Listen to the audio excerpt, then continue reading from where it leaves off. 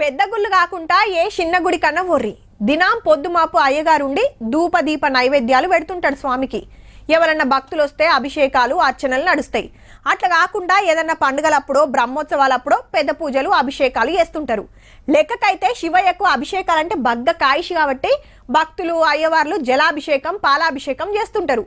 కానీ ఎంకన్న గుళ్ళల్లో అట్లుండది. ఏ పూజలైనా అభిషేకాలైనా అయ్యవార్లు ఉన్నంత షేపే నడుస్తాయి. కానీ గిడ అట్లా కాదుల్లో. గుడని చెప్పి ఏదో గుట్ట చూపిస్తారు ఏందని పరిశాన్ కాకుండ్రి. గుట్ట మీదనే కొలువు తీరిండు వెంకటేశ్వర స్వామి.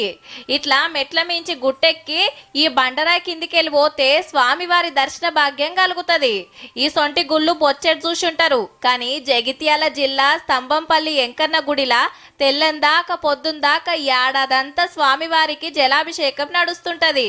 అట్లని అయ్యగార్లు జయరుల్లో గుట్ట మించెళ్ళి స్వామి భుజాల మీదకెళ్ళి ఇట్లా బొట్లు బొట్లు రాలుతుంటాయి. నీళ్లు రెండు కాలువలై పారుతుంటాయి.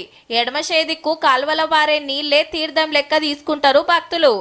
ఇంతకు నీళ్ళు ఎట్లొస్తాయి అనేది ఎవ్వలకు తెలియదు. 400 ఏండ్లకెళ్ళి దినాం జలాభిషేకం నడుస్తూనే ఉంటది.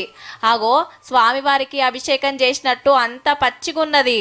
ఎక్కడి నుంచి వస్తుంది అనేది ఇప్పటి వరకు కూడా ఎవరు కూడా చూడలేకపోయారు. అది ఈ స్వామివారి యొక్క మహిమ. కుడి బాజుకు చూడుర్రి పెద్ద బొయ్యారం ఉన్నది. బీర్పూర్ దాకా ఉంటదట ఇది.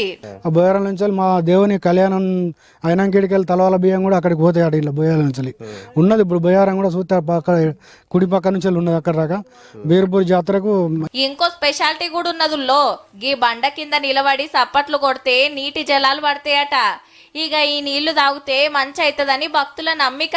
ఆ వాటర్ తాగిన ఆరోగ్యం మంచిగా ఉంటది. చెరువు ఉంది, ఇటు పాడి పంటలు మంచిగా పండుతున్నాయి. ఆ వెంకటేశ్వర స్వామి దేవస్థానం చేయబట్టి ఊరంతా బాగున్నది. గుట్ట పక్కకే పెద్ద చెరువు ఉన్నది. ఆ నీళ్ళన్నీ సుతా ఈ గుట్ట మించి పోయి అండ్ల కలిసినాయేనట. గుట్ట నుంచి నీళ్ళు వచ్చే మా చెరువు ఉంటది. ఇక 17 మాఘమాసంలో మా సంబురంగా జాతర చేస్తే చుట్టుపక్కల ఊర్ల నుంచి శీతమొస్తారట భక్తులు. కోరిన కోరికలు తీర్చే స్వామి గుట్టను టూరిస్టు జాగా లెక్క డెవలప్ చేస్తే మంచిగా ఉంటదనేది ఊరోళ్ళ మాట.